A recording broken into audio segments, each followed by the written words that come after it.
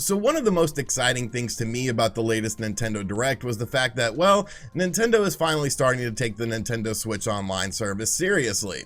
It's something that I've talked about in a lot of videos, and of course Nintendo themselves have said in shareholder meetings and whatnot that they were going to start to improve the service, but obviously actions speak louder than words. Well, of course the N64 and Sega Genesis were announced to be coming to the Nintendo Switch's online service via an upgrade, an expansion pack if you will, for the service as it currently stands. And since then, we've actually gotten a lot more details about things like games, controllers, and a lot more. So I kind of want to go over this information with you guys today to sort of show you the things that stand out in my opinion and what I think the future of this service is going to hold. So if this is your first time on the channel, be sure to hit that subscribe button. Shout outs to you guys. We hit 397,000 subscribers, well on the way to 400,000. So make sure you hit that subscribe button. But without any further ado, let's talk about the new details about the Nintendo Switch's online service when it comes to the N64 and of course the Sega Genesis. So the first thing we of course have to talk about with this service are games, because well, games are the most important thing.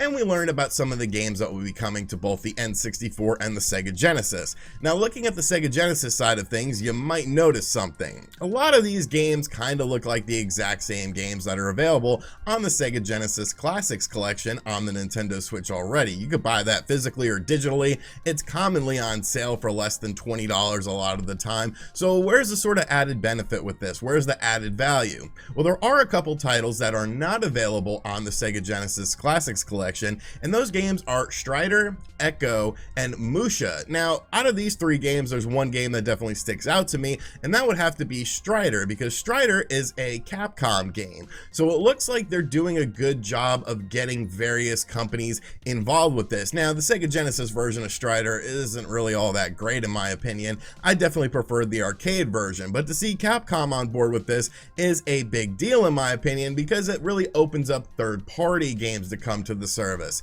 And really, that's what I want to see. We've all played the classic Sega Genesis games that were available from Sega themselves, but the third-party games are the ones that usually sort of get forgotten about when you're talking about these compilations and things of that nature. Another thing that's cool is the fact that they'll be able to add more games to the service, and I think one of the things that's going to be nice to see is Sonic the Hedgehog 3. Now, if you've been paying attention for the past decade or so, every time a Sega compilation comes out, Sonic the Hedgehog 3 was always missing. It's actually not on the Sega Genesis Classics collection either. So what was the case with that? Well, when Michael Jackson passed away, you stopped seeing Sonic the Hedgehog 3 popping up on these compilations because, well, he was behind the music of the game. Not all of the music, but he definitely was influential in creating the music of that game. And since he passed away, the estate got kind of tied up with it. It's one of the worst kept secrets in gaming, but it's actually pretty fascinating if you dig into the history of the whole situation.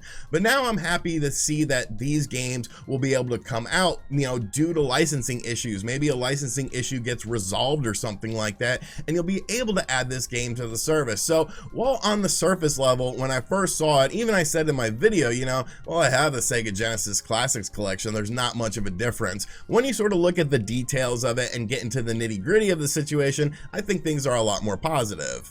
But to me, the more exciting of the two consoles, and that's saying a lot considering I am a big Sega Genesis fan, is of course the N64 coming to the Nintendo Switch's online service. This is something we've been talking about for a few weeks now, and we have made a video talking about what games we want to see on the service, and some of these games are actually well represented. Our first lineup of games are going to be Super Mario 64, Mario Kart 64, Star Fox 64, Yoshi's Story, The Legend of Zelda Ocarina of Time, Win Back, Mario Tennis, Dr. Mario 64, and Sin and Punishment. And Nintendo went on to say that there will be other games added to the service. They actually teased some of these games such as Majora's Mask, Pokemon Snap, F-Zero X, Kirby 64, The Crystal Shards, Paper Mario, and the one game I want to focus on, that being Banjo-Kazooie, because upon first glance it's like, well, you know, that's not a huge deal. That was one of the best games on the N64. However, if you remember, that was a Rare game. Pretty much with the N64 era of games, you had two companies making top-notch games for it. It was Nintendo and it was Rare, and most of those Rare games were under Nintendo's tutelage as far as producing those games. So now that Banjo-Kazooie is a part of this service, that means that Rare games are on the table. And that was something that was the cause of a lot of discussion leading up to this when talking about the rumors, was Rare gonna play ball? Because now you could talk about games like Jet Force Gemini, Diddy Kong Racing, and of course Perfect Dark coming to the service as well. Of course, one of the main things is the 4-player online, and so many people seem to be downplaying this, but I find it ridiculous because you're talking about Mario Kart 64 and Star Fox 64 online. Like, that's going to be so awesome. Those games were so much fun to play back in the day with the split screen mode, playing with people in the same room as you. But let's be realistic. If you were playing those games when they first came out, all your friends are adults now. They got their own lives, they got their own jobs, they got their own thing going on. And to get together in the same room is pretty much impossible nowadays. So the fact that all these games are going to have online multiplayer is absolutely fantastic. But when you look at the lineup of games, the inclusion of Banjo-Kazooie is a huge thing, because now you're talking about a lot more games that are on the table for the service. So I think it's a very important thing that upon first glance, much like the Sega Genesis stuff, it might not seem like a big deal, but when you think about it, there's a lot more to the story.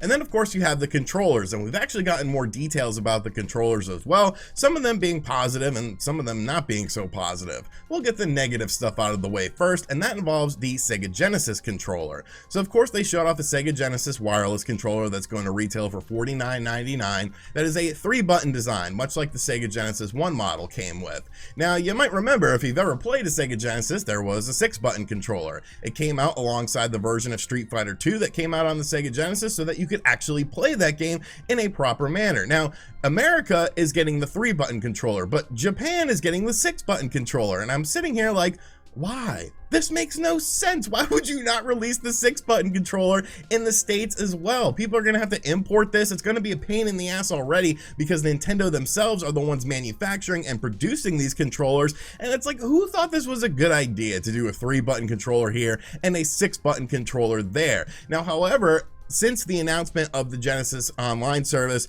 Retrobit has announced that they're doing a 6-button controller that will be fully compatible and wireless or wired, depending on how you want to play, for the Nintendo Switch. And the cool thing about this controller is it has a 3-button design, but it's actually 6 buttons. So you get the comfort of the 3-button, which was definitely a more comfortable controller in my opinion than the 6-button, but you get the functionality of the 6-button. So I think a lot of companies are going to come along and make controllers that are compatible with this service, because it's going to be sort of an open market for a lot of people, and these controllers will probably be cheaper than of course what Nintendo is selling their Genesis controller for. But the most interesting thing about the controllers definitely has to be the N64 controller, because basically we've learned some more stuff just by looking at pictures of them. Now this was actually discovered by Nintendo on Twitter, shout outs to them, they're some homies of mine, and they looked at the controller and noticed there's more buttons on this controller than there was on the N64 controller, mostly on the top of the controller. Now this controller will actually have a ZR button on the top of the controller, I'm guessing also alongside of the back of the controller. There's going to be a home button and a share button as well. The N64 controller also has a USB-C port so that you can charge the controller, and a sync button for connecting it to your consoles, and it seems like the Genesis controller will have these same things, but of course it won't have the ZR button. I think that's kind of an interesting move, because the ZR button of course is the button that was behind the middle prong on the N64 controller that you would use to shoot people in a lot of games, or just do various maneuvers when you were playing these games. So putting it on top, I'm not quite sure how ergonomical that's going to be, but I think that's something that maybe people with smaller hands will be able to adjust to. I don't know. I hold my controller like a goon anyways. I use the 2 outer end prongs on the N64 controller, and I just stretch, and I have like webbing on my hand because of it probably.